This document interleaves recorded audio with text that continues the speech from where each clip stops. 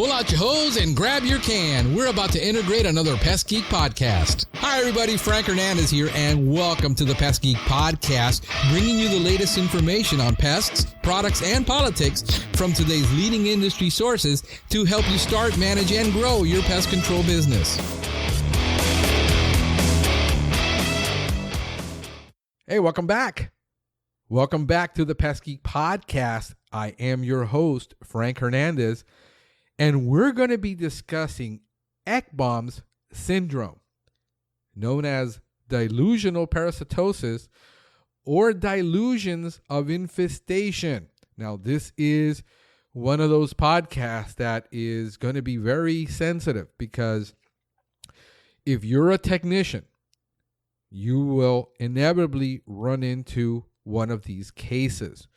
And I've already had 2 or 3 of them. They're not widespread, but it is a problem that every technician is going to run into. And I'm going to give you my experience on a couple of these that I've run into in the last 13 years of doing this. And it could be very challenging for the technician as well as the customer who's suffering from this. And it really is taxing on the technician when he does run into one of these situations. A lot of the time, you have a salesperson that went out and made a sale on something that was there. And it happens in our industry, unfortunately. Commission salespeople get paid to make sales. They don't get paid to make real diagnosis or identification or problems a lot of the time.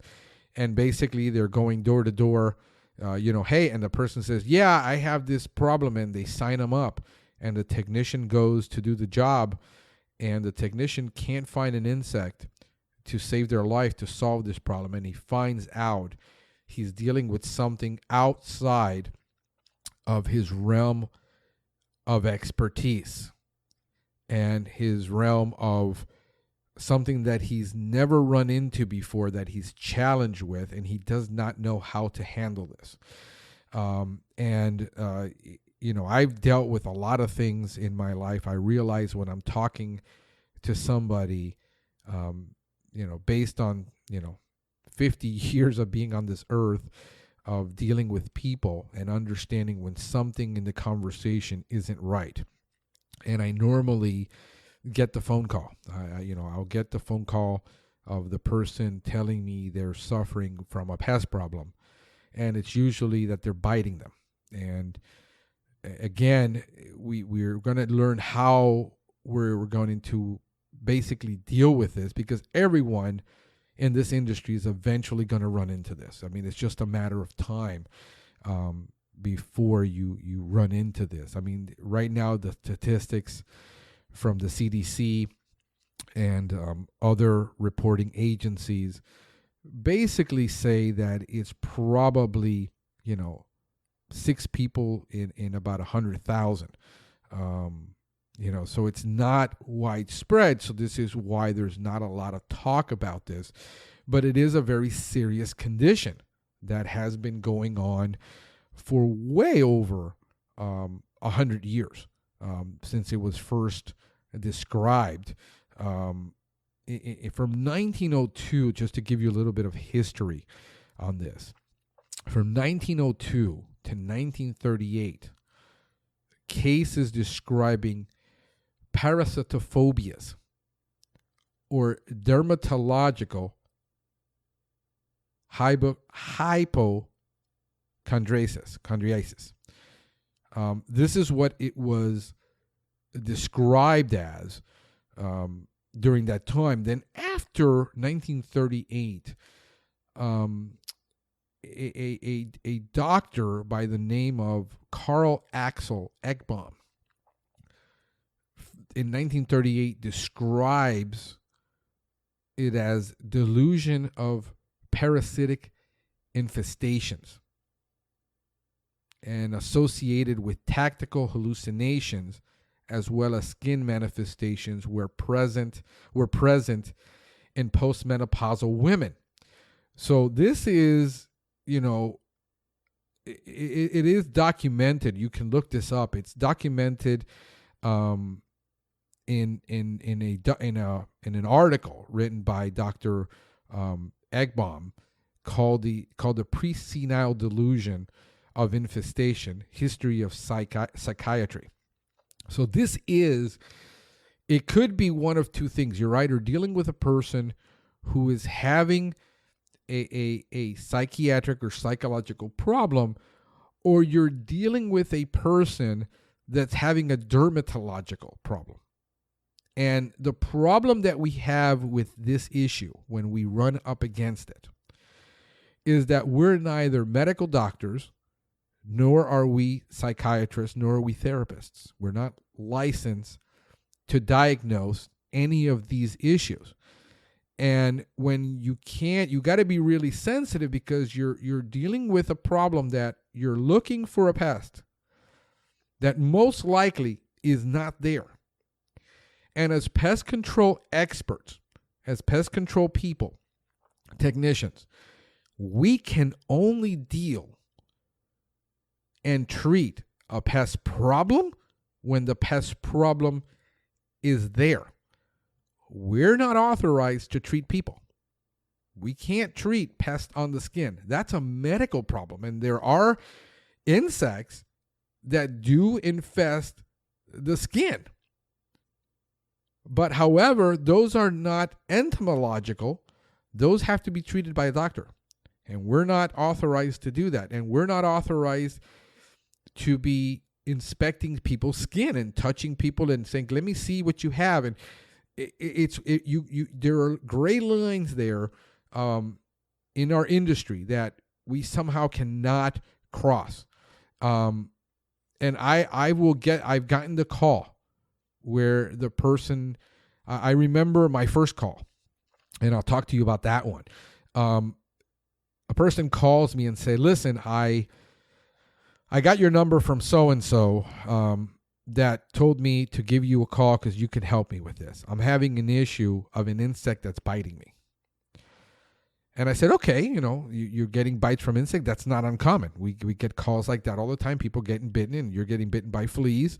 They're getting bitten by no-see-ums. They're getting bit by mosquitoes. They're getting bit by, other insects.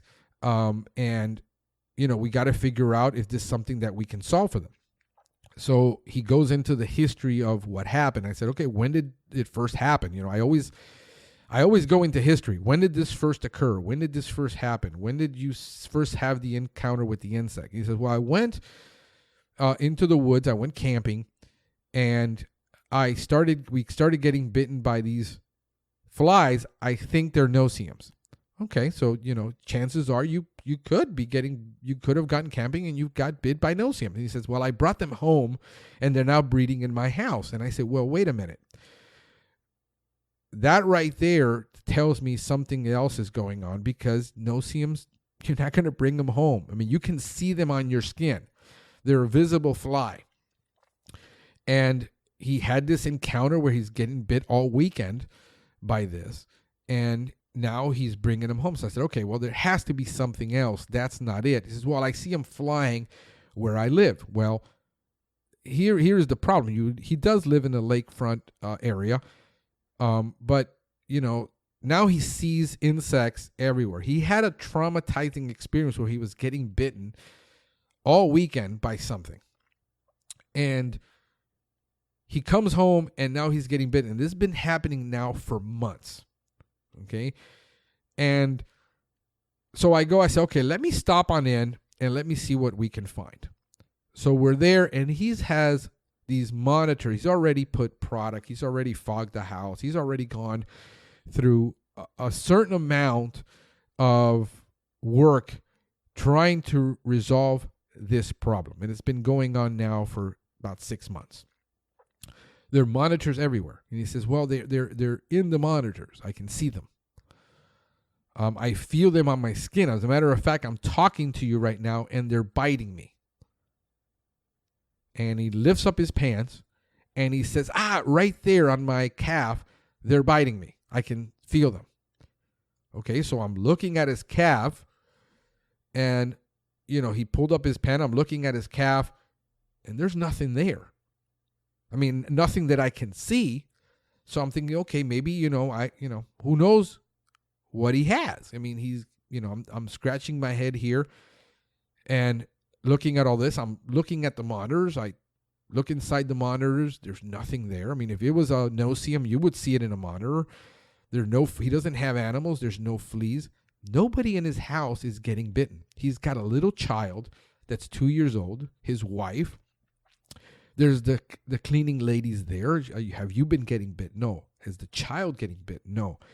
Is the wife getting bit? Nobody is getting bit in this house except him. And he's freaking out. And I'm looking through all these monitors and with my lens, and I'm there looking all over the place, inspecting, what could it possibly be that's biting him? And I find nothing. And then he says, I'm already, at work. Here's the problem. Here is the worst part about this. We couldn't find anything. He's telling me it's on his arm. I can feel it right now on my arm. Now, he works out, and he looks like he bodybuilds, and he's in really good shape, and he shaves his arms. There's nothing crawling on that skin. I can see that skin perfectly. There's nothing there. He's telling me at work that, they basically, he works at a hospital. The guy is a medical professional. He's not a doctor, but he's in the medical field. And he's had the dermatologist and the doctors look at him. They can't find anything. There are no bites, by the way. No bites. He feels the insect biting him. However, there are no bites. There's no rash. There is no damage on the skin. I said, you've had it looked by a dermatologist. There's nothing in this monitors. I see nothing in your skin. I don't know what I'm treating for, and I can't treat. I mean, as a pest control professional, we cannot treat. He's already sprayed. He's already fogged. He's already put the bombs. He's done everything to that home.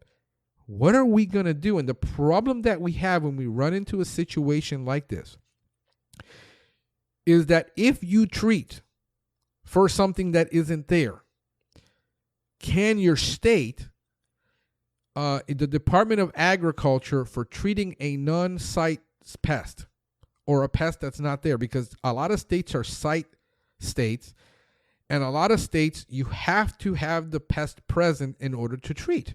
If you have no pest present, what are you treating for? And if you treated, you have to put a pest down on the documentation, and now you're forging a state document. We get into this gray area that once you treat, you're on the hook with that client because he's expecting a relief. And if you don't, then what's going to happen if they give you a bad review, like you basically took advantage of them? What if the person does have a medical condition? What if the person does have a psychiatric condition and you're treating their home when there's no pest present? I had another one where the lady told me, I got bed bugs. I got bed bugs. I said, okay, you got bed bugs. What have you done? Well, I've been, spraying, and I've been doing, it's always, they're always going to try to solve this problem first, and they've tried everything, and now they're calling a professional to solve it. I said, okay, well, here's the issue with bed bugs. Have you seen a bed bug? And this is another person that deals in the medical profession. She is a nurse that travels to people's home, elderly, and she takes care of the elderly. And I said, and I caught bed bugs from and it's been treated, but I'm still getting the bites. And I said, okay, did you call the company back that you've done? Well, I've done it myself. I'm trying to solve this problem myself. And I said, that's very dangerous. Now you have a problem with a healthcare worker that got bed bugs, and they're getting bitten, and they're still going back to other people's home, and they're sitting on people's furniture. This is how they get it. They don't understand protocol about going to people's home. And that's another podcast for another day. But what I'm asking her are diagnostic questions. Okay, so she says, I got this, I had to go to the doctor because I got a boil in my back. And I because I got an infection from, the bed bug. I said, okay, well, you probably got it from scratching, but not from the bed bug, but you could have, she says, I got all these bites all over my, I said, okay, well, before I go out there, before I look at this, send me pictures of the bed bugs. Can you collect them? It says, yeah, they're all over my bed and everywhere. I collect them. She sends me pictures. I can't make out that any of these pictures are bed bugs. I said, listen, none of those pictures that you sent me are bed bugs. I need you to send me pictures. If you've got a sample of them and you collect them, they're pretty large. This is what they look. I send her a picture of what a bed bug looks like. I get a package in the mail about a week later, full of stuff. And I look at this bag. I put it under a microscope, look at everything that's in there. None of those are bed bugs. You've got, cloth fibers, and you have, skin and hair, and she's sure that she's getting bit by these bed bugs. I says, have you ever seen a bed bug? Has anybody ever seen the bed bug, done the inspection? And we charge for bed bug inspection. So I tell the client, listen, we can go over that, but that can take me an hour or two. We're going to charge a minimum of $125 to do an inspection, because we can't just go over there and spend an hour looking for something that probably isn't there, and I need to know what we're dealing with, and that's our, professional time. So, they don't want to spend the money. So I get a picture of the boil, and it turns out it's in a private area of her back. And I'm like, great. Now I'm getting these pictures of where this stuff is, and there's no bites. But, any case, I ended up with this picture. And this is the problem. People start sending you pictures of things, and, that you're probably not qualified to look at, diagnose, and so you get into all of these issues with this. But the reality is, she's been dealing with this for 6 months. She's afraid to tell her boss that she might have bed bugs because she can get fired. All of this is going on, and nobody can find anything. And this is where now you run into this situation, and there's nothing you can do for that person. The problem that we have is there's so many diseases, so many medications that people are on today, that you don't know if it's an allergic reaction, that it's a symptom of a side effect of the medication that they're taking. People who are diabetics, who have, the syndromes and problems because of diabetes. Now, one of the diseases that it has been confused with is Morgellons disease. And I hope I'm pronouncing that right. I've got a good article. By the way, I've got a lot of great links to a lot of this information, because you're going to need it. I'm going to put it in the podcast. But Morgellons disease is something that has been going back all the way to 1674, when it was first encountered by it was a British doctor, Sir Thomas Brown. In a letter, he describes a skin disease in French children. His hairs, which have most amused me, have not been in the face or head, but in the back, and not in men, but children, as long ago observed in the edemial distemper of little children and I'm going to mispronounce this city, and it's Languedoc, called the Morgellons. So basically, is the little hairs that break out of the back of the skin, and it believes it happens in people, and it's still not understood today. And there's a great article by the National Institute of Health, The History of Morgellons disease, From Delusion to Definition, because it was perceived, and these are actually what appear to be our little fibers under the skin that are still not understood how they're forming, but they have to be diagnosed, and they're often misdiagnosed to this day. And there's little fibers that just come out, and you can see them under a microscope. In this document, you can see them in underneath a microscope, how these little, basically, look like little hairs that are growing underneath the skin. And you can't explain why to this day, what is causing that condition. It could be the psychiatric. Now, the clinical, I got it like 3 good articles in here that you really need to go look at.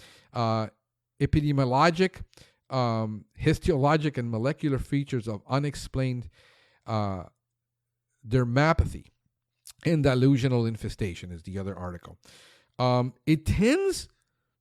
one of the things that they've discovered in this article, it tends to be more common in Caucasian people, and it tends to occur more in women than in men, the delusional infestation. About 2 to 1 compared to males. It also happens in more in elderly women, the delusional infestation. And the things they discuss in the article, and why it tends to be, is a lot of older women have it could have a mental illness associated, and it's, part of what's being manifested. So again, it's a very touchy situation, because you how do you tell a customer, I'm sorry, it's all in your head? You got to be very tactful of this, because most of the time when I get the call is, I need you to believe me. Nobody believes me. Everybody thinks I'm crazy. I'm not crazy. And even when they go and move, and the problem with this is, they'll start taking furniture out of their house. They'll start taking, the carpeting out. They'll start ripping it out, because they are convinced that their home is infested. They'll set stuff on fire outside because they believe their house is infested, and they're moving out of their home, and they're moving in with their relatives. And now it starts affecting the entire family, because they're convinced they haven't, and they're talking 24/7 about this infestation that they have on their skin. And their relatives are telling them, you need to see a doctor, you need to see a psychiatrist, you need to see this, you need to do that. And they're like, I don't have a mental problem. I don't have a medical condition. I'm convinced. And everything they see around them, they go on the internet, and they'll look up every skin disorder and every insect that could possibly bite them. Some people are seeing the insects coming in and out of their skin. They say, I see them. See them? Do you see them? They're coming out of my skin. I mean, I've had one person stand there and say, I can feel it right now in my arm. Look at my arm. Look. And I'm looking at their arm. This is a person who's very young, by the way. This is in his early 30s. Telling me they see the insects crawling out. And this is very, very... damaging to their relationships with their spouses, with their kids that are in the home.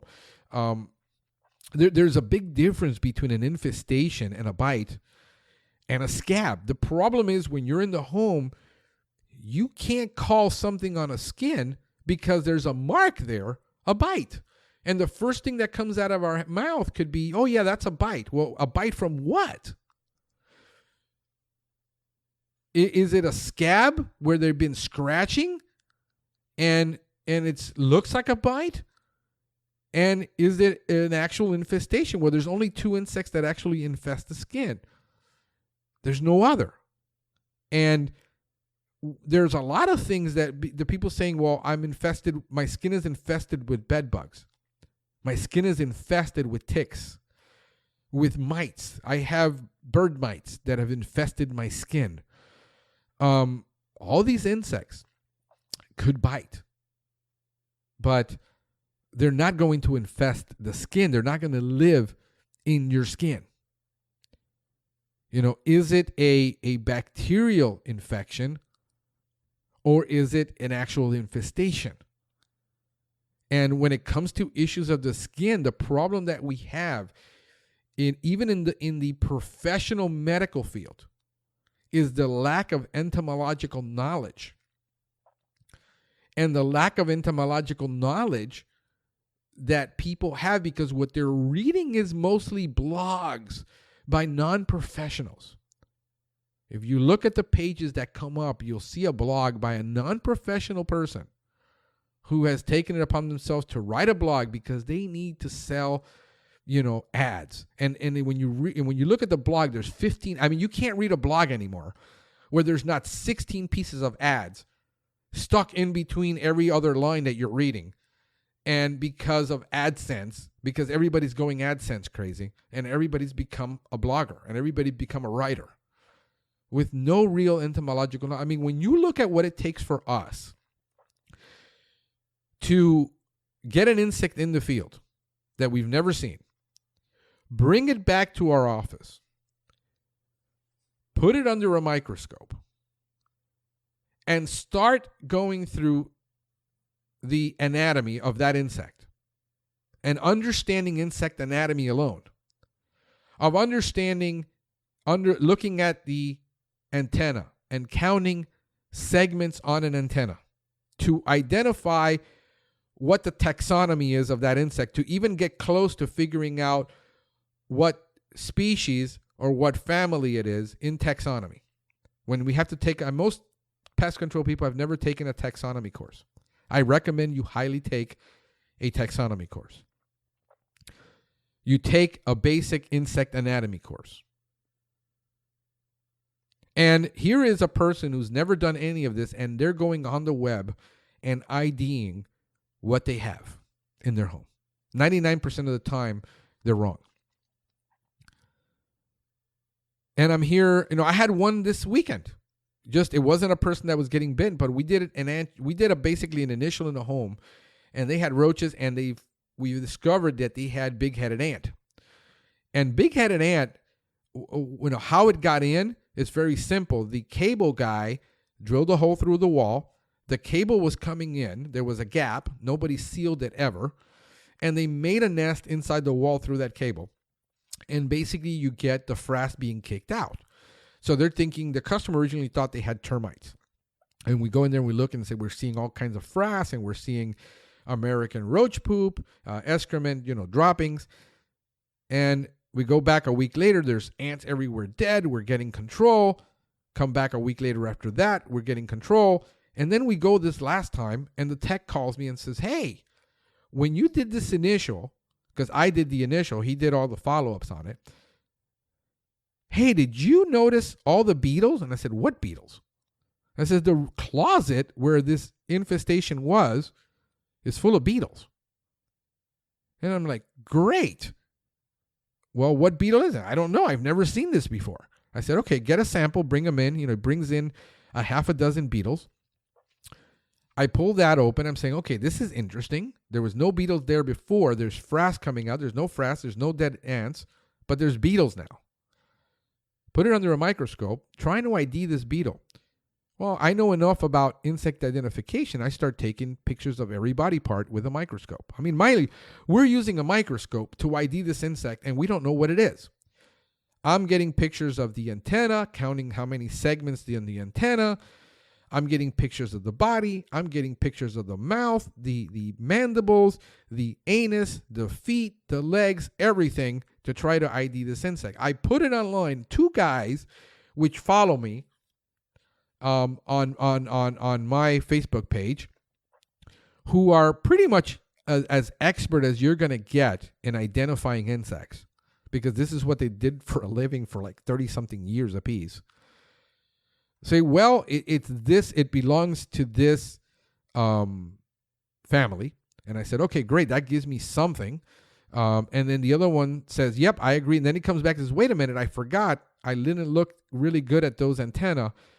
It's in this family. 2 experts who are experts, looking at the evidence I provided, had a difference of opinion.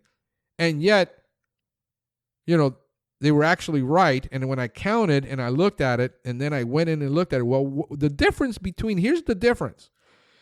One is a dung beetle family, pretty much. And then the other one is a confused flower beetle. Now that gives me 2 different perspectives. If you got a dung beetle outside the home being carried in, or if you have, or whether this insect is now in the pantry somewhere and I got to go look for it. Do you see the big problem of why insect identification is so important? Because now you're like, what are you spraying for? What are we treating for? We could spray that house all we want. And if we got a confused flower beetle, well, chances are it's in the flower somewhere. If you got a dung beetle, what the heck is a dung beetle doing in a residential environment? I mean, think about that for a minute. It matters to get a positive ID. And if we got nothing that we're finding, what are we treating for? And are we being negligent by treating? Because here's the goodwill intention of a lot of technicians. You want to help the person. You're thinking, well, why don't I just spray with water because it'll have a placebo effect and they will think that the problem got resolved. Here's the problem. If it's in their head and if it's a dermatological problem, a medical problem, it's not going to go away.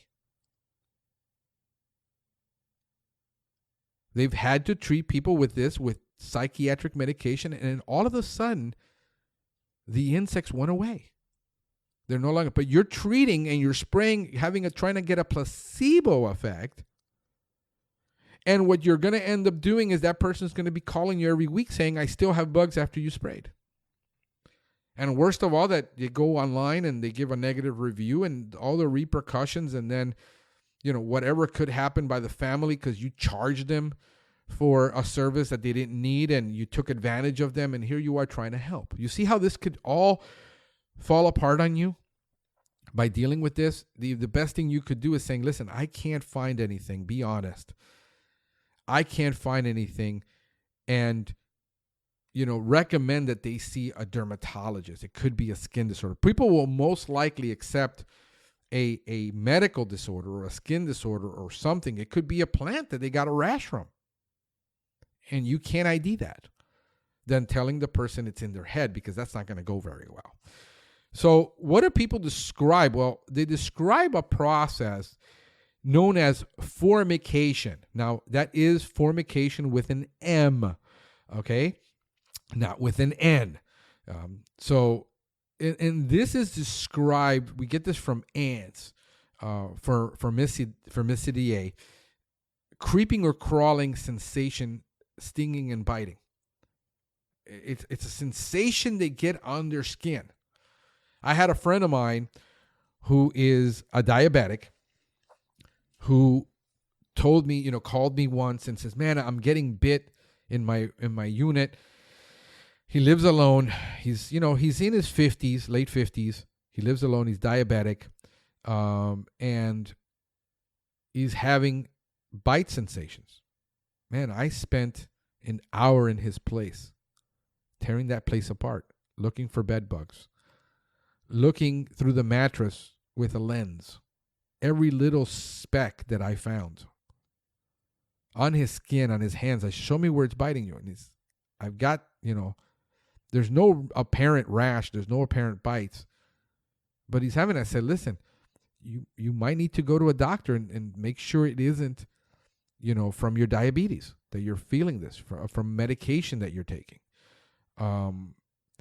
It's happened several times. So is it, that's the sensation that they describe. So there are no visible pests. Now, what you got to understand about pests is that there's no such thing as an invisible pest. Okay? It's an insect. If it's a mite, if it belongs in one of those two families, they could be microscopic, but they're not going to be invisible. You should be able to find them. A lot of insects that bite, like mosquitoes, bed bugs, ticks, fleas, midges, which are no-see-ums, they're mostly outdoor. Some spiders, most spiders are not going to bite you if you don't, mess with them too much. And finding biting spiders is rare. How many times have I seen a person tell me, well, I got diagnosed by my doctor that I got bitten by a brown recluse spider. I said, did you ever find the brown recluse spider? No. How does your doctor know that you got a brown recluse spider? Well, he says it was. He's a medical doctor. And see, the problem is there are no brown recluse spiders in Florida, at least not in South Florida. And she lives down here, and she hasn't traveled outside of the U.S. I mean, I ask people all the time, have you been traveling? Where did you go? Where have you been? Because I need to know if they, got bit somewhere else and they're still just getting the skin reaction now from some place that they were. We got mites that attack humans. I mean, I've gotten bitten by bird mites. There's rodent mites. I had a situation just a couple of months ago where a family is calling me saying their children are getting bitten in a bedroom. And this is a mobile home. And I'm saying, okay, great. Probably got fleas. The underneath, cats go underneath, and, rats and all that, and you get fleas. And it says, no, there's no fleas. I don't have any pets. I go in and I said, where are they getting bitten? Well, it's only the girls that are getting bitten. Okay, well, let's go to the girls' room and take a look. And sure enough, I said, look at her arm. She's got all these little tiny bites. And I said, yep, that looks like, could be bites. So where are they getting? But only here. Okay, so I go outside. Sure enough, in that corner of that bedroom, in the soffit, there was a bird's nest in there. And that bird's nest was huge. I mean, it took about 3 feet one way and 3 feet the other. There were birds living in there, and so we had to take that nest out. Once you take the nest out, basically we spray that area with a 25B product to get a quick knockdown. And basically, once you get rid of the bird's nest and you get rid of the site, these guys will die because they can't live off of humans. So it was a temporary situation. It doesn't happen. It's been going on for weeks since they moved in because that bird nest has been there forever. So there were mites in there. But once we got rid of the bird nest, we took it out. It filled up almost a 13-gallon bag of completely. I mean, it was a big nest. But that's it, So things like that can happen. Then you got scabies mites. They can burrow into the skin. However, they can't, live there. I mean, you're not going to get that infestation. It does have itching and rash. There is, but it's a medical problem. It needs to be taken care of by a medical doctor. You can't treat the skin for scabies mites. There is, chiggers. Well, it's the larvae of a harvest mite. It doesn't happen in the winter. They're mostly outdoor. They don't infest homes. So people say, I've got chiggers in my home. You went by, you walked. I had a guy tell me once, I found out what was happening to my skin is chiggers. I said, did a doctor diagnose that? And he says, no, but I said, you live in a condo. You don't go through the woods. If you bathe yourself and, you can pretty much get rid of it with soap and water. And they're so small that, you really can't be seen. So I don't think you have chiggers. You really need to go to a doctor and have them ID that. And then you have finally lice, head lice, body lice, pubic lice. This happens because somebody had close personal contact with somebody else. They slept in the wrong place with the wrong person. Bedding, toilet seats, undergarments. But this is not a pest control function. You can't treat a person for head lice. You can't treat them for body lice. A doctor has to do that. A dermatologist has to do that. These are things that are outside of our expertise. Complications from medication, psychiatric depression, schizophrenia, dementia. These are medical conditions. We can't treat this. Diabetes, jaundice certain cancers can cause itching. Drug use. Here's a big one. cocaine and amphetamine use, people being on meth. Cops report this all the time. People are saying the bugs are all crawling all over them while they're under the influence of drugs. Some NSAIDs, steroids, can cause these problems. It requires a physical exam by a doctor. Do not, by any means, go examining people's body, looking for stuff. That's not something you can really do. That could cause some serious problem and some serious liabilities later on, especially if the person does have a mental disorder and then starts accusing you of something else. Do you see the problem? We're trying to help people.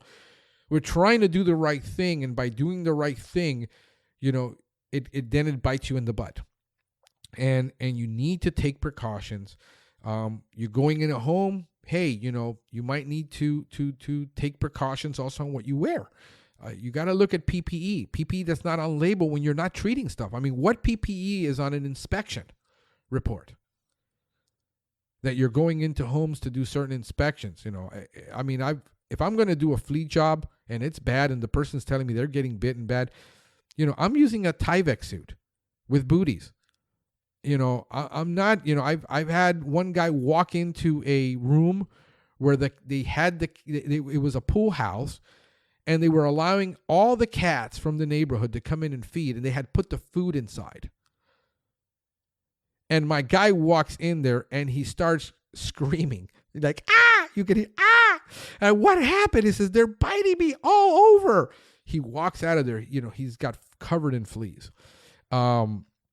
These are the things that, you don't get prepared for in pest control training. But this is the stuff that needs to be discussed, the training that needs to happen on how you properly deal with this. And I hope that this podcast helps a lot of you who have never done this to understand that you have to search for an insect. If there isn't an insect, there's nothing for you to treat. That you don't go treating something that isn't there to try to help people, because you think if you do it, it's going to have a placebo effect. They're going to be satisfied. They're going to be happy.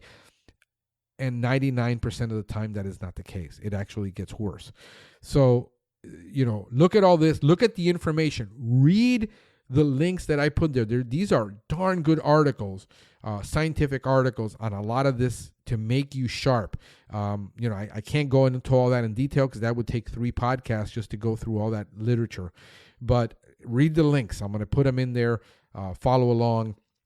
We're going to put this up today, hopefully, and you'll be able to get all this information you need to start preparing yourself if you've never encountered this to deal with this. And until next time, you guys have a pestacular day. Thank you for listening to the Pest Geek Podcast. If you have enjoyed the Pest Geek Podcast, please give us a rating, write a review, or subscribe to the channel. You can join the Pest Geek Society by visiting pestgeekpodcast.com. Thank you for listening. See you next time.